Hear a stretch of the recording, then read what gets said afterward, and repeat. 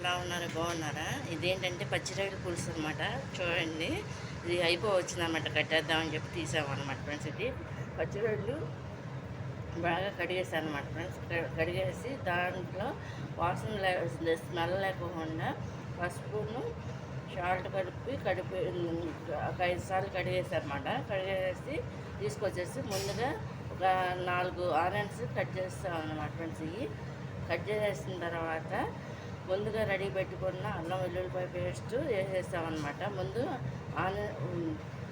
బాండీ పెట్టేసి సెట్ పెట్టేసి ఫ్రెండ్స్, దాంట్లో ఏంటంటే ఆయిల్ పోసి దాంట్లో ఏంటంటే ఆనియన్స్ వేసి తర్వాత ఏంటంటే అది ఫ్రై అవుతుండగా అల్లం వెల్లుల్లిపాయ పేస్ట్ కూడా వేస్తాం అన్నమాట. పచ్చివాసన పోయేంత వరకు ఫ్రై చేసేసి తర్వాత ఏంటంటే పచ్చిరొయ్యలను కూడా వేస్తాం అన్నమాట ఫ్రెండ్స్. ఇది వేసేసి ఈ విధంగా దానికి సాల్ట్ ఇవ్వండి ఫ్రెండ్స్. సాల్టును పసుపు కారం అన్నీ వేస్తాం అన్నమాట. వేసేసి వాటర్ కూడా సరిపడినంత పోసాం అన్నమాట ఫ్రెండ్స్. ఇది పోసేసి దీనికి ఏంటంటే గరం మసాలా పౌడర్ వేసాం అన్నమాట ఫ్రెండ్స్. ఇది కొంచెం ఏంటంటే ధనియాల పౌడర్ కూడా వేసాం అన్నమాట ఫ్రెండ్స్. ఇది చూడండి. ఇది కనుక మీకు నచ్చినట్టయితే లైక్ చేయండి, షేర్ చేయండి, సబ్స్క్రైబ్ చేయండి ఫ్రెండ్స్. బాయ్. పచ్చిరొయ్యలు ఇది చారు అన్నమాట ఫ్రెండ్స్. ఇది సరిగ్గా చేసుకుంటే బాగా వస్తుంది అన్నమాట ఫ్రెండ్స్. ఇది అయిపోవచ్చిందన్నమాట ఫ్రెండ్స్. ఇది చూడండి.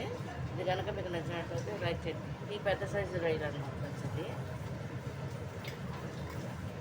ఇది పచ్చిరొయ్యలు పులుసు అన్నమాట. చారన్నా పులుసన్నా ఒకటే కింద వస్తుంది కదా ఫ్రెండ్స్. ఇది చూడండి.